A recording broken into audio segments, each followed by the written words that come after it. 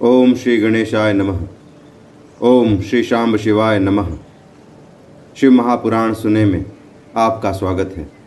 पिछले अध्याय में हमने सुना था कि किस तरह देवराज नामक पापी ब्राह्मण को शिवलोक की प्राप्ति हुई थी। आज हम तीसरे अध्याय में चंचुला के पाप से भय और संसार से वैराग्य की कथा का वर्णन करने वाले हैं। इस अध्याय में शौनक जी सूत जी से शिव जी से जुड़ी हुई एक और कथा सुनने की इच्छा व्यक्त करते हैं और सूत जी वास्कल नामक एक गांव का वर्णन करते हैं जहां अधर्म और पाप का बोलबाला था। उस गांव में बिंदुक नामक एक ब्राह्मण और उसकी धर्मपत्नी चंचुला रहती थी। चंचुला जो पहले धर्मपरायण थी किंतु अपने पति के कुकर्मों से प्रभावित हो वो दुराचारिणी बन गई।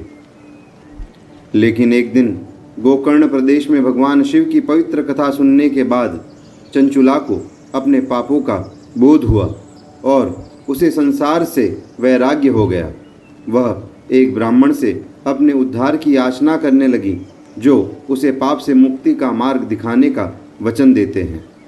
तो आगे सुनिए श्री शिव महापुराण के महात्म्य में तीसरा अध्याय जिसका नाम है चंचुला का पाप से भय एवं संसार से वैराग्य। शौनक जी कहते हैं, हे महाभाग सूत जी, आप सर्वज्ञ हैं। हे महामते, आपके कृपा प्रसाद से मैं बारंबार कृतार्थ हुआ। इस इतिहास को सुनकर मेरा मन अत्यंत आनंद में निमग्न हो रहा है। अतः अब भगवान शिव में प्रेम बढ़ाने वाली शिव संबंधी दूसरी कथा को भी कहिए। तब सूत जी कहते हैं, हे शौनक जी, सुनो, मैं आपके सामने गोपनीय कथा वस्तु का भी वर्णन करूंगा, क्योंकि आप शिव भक्तों में अग्रगण्य तथा वेद वेत्ताओं में श्रेष्ठ हैं। समुद्र के निकटवर्ती प्रदेशों में वास्कल नामक एक ग्राम था। वहाँ वैदिक धर्मों से भ्रष्ट महापापी द्विज निवास करते थे। वे सब के सब बड़े दुष्ट थे। उनका मन दूषित विषयों एवं भोगों में ही लगा रहता था। वे न देवों पर विश्वास करते थे न भाग्य पर। वे सभी बड़ी कुटिल वृत्ति वाले थे। वे लोग किसानी करते और भांति भांति के अस्त्र एवं शस्त्र अपने पास रखते थे। वे व्यभिचारी थे। वे इस बात से संपूर्ण अनजान थे कि ज्ञान, वैराग्य तथा सद्धर्म ही मनुष्य के लिए परम पुरुषार्थ है। वे सभी पशु बुद्धि थे। अन्य समुदाय के लोग भी उन्हीं की तरह बुरे विचार रखने वाले धर्म से विमुख थे। वे नित्य कुकर्म में लगे रहते थे एवं सदा विषय भोगों में ही डूबे रहते थे। वहाँ की स्त्रियां भी बुरे स्वभाव की थी, स्वेच्छाचारिणी, पाप में डूबी, कुटिल सोच वाली और व्यभिचारिणी थी। वे सभी सद्व्यवहार तथा सदाचार से विमुख थे। वहाँ सिर्फ दुष्टों का ही निवास था। वास्कल नामक गांव में बिंदुक नामक एक ब्राह्मण रहता था। वह अधर्मी, दुरात्मा एवं महापापी था। उसकी स्त्री बहुत सुंदर थी। उसका नाम चंचुला था। वह सदा उत्तम धर्म का पालन करती थी, परंतु बिंदुक वैश्यागामी था। इस तरह कुकर्म करते हुए बहुत समय व्यतीत हो गया। उसकी स्त्री काम से पीड़ित होने पर भी स्वधर्म नाश के भय से कलेश सहकर भी काफ़ी समय तक धर्म भ्रष्ट नहीं हुई, परंतु आगे चलकर अपने दुराचारी पति के आचरण से प्रभावित होकर वह भी दुराचारणी और अपने धर्म से विमुख हो गई। इस तरह दुराचार में डूबे हुए उन पति पत्नी का बहुत समय व्यर्थ ही बीत गया। वैश्यागामी, दूषित बुद्धि वाला वह दुष्ट ब्राह्मण बिंदुक समयानुसार मृत्यु को प्राप्त हो नरक में चला गया। बहुत दिनों तक नरक के दुखों को भोग कर वह मूढ़ बुद्धि पापी विंध्य पर्वत पर भयंकर पिशाच हुआ। इधर उस दुराचारी बिंदुक के मर जाने पर वह चंचुला नामक स्त्री बहुत समय तक पुत्रों के साथ अपने घर में रहती रही। पति की मृत्यु के बाद वह भी अपने धर्म से गिरकर पर पुरुषों का संग करने लगी थी।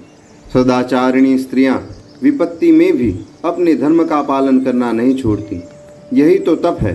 तप कठिन होता है, लेकिन इसका फल मीठा होता है।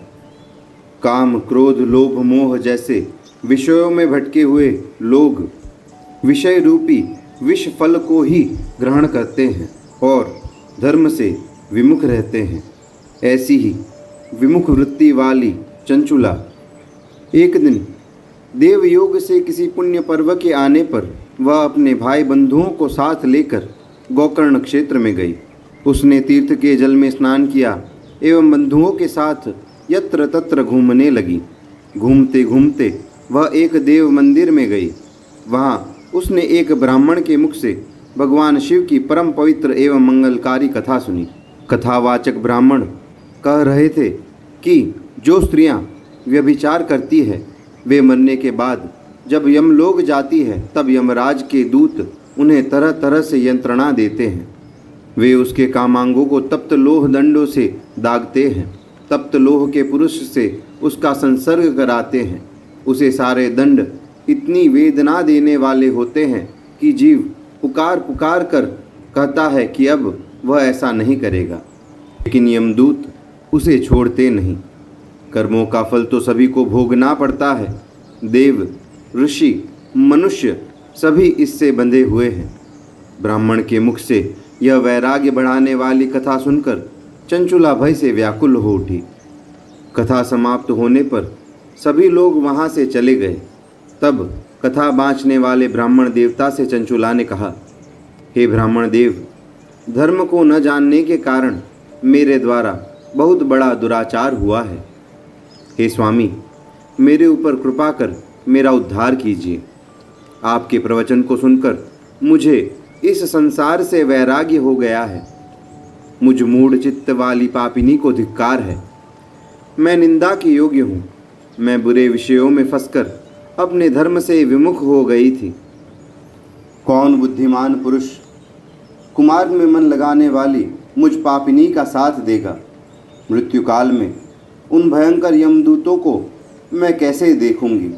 जब वे बलपूर्वक मेरे गले में फंदे डालकर मुझे बांधेंगे तब मैं कैसे धीरज धारण कर सकूंगी?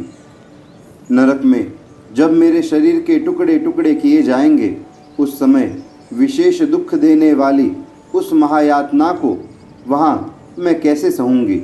हाय, मैं मारी गई, मैं जल गई, मेरा हृदय विदीर्ण हो गया और मैं सब प्रकार से नष्ट हो गई, क्योंकि मैं हर तरह से पाप में ही डूबी रही हूँ।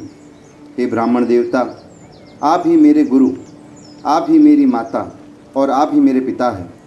आपकी शरण में मैं आई हूँ। मुझ दीन अबला का आप ही उद्धार कीजिए।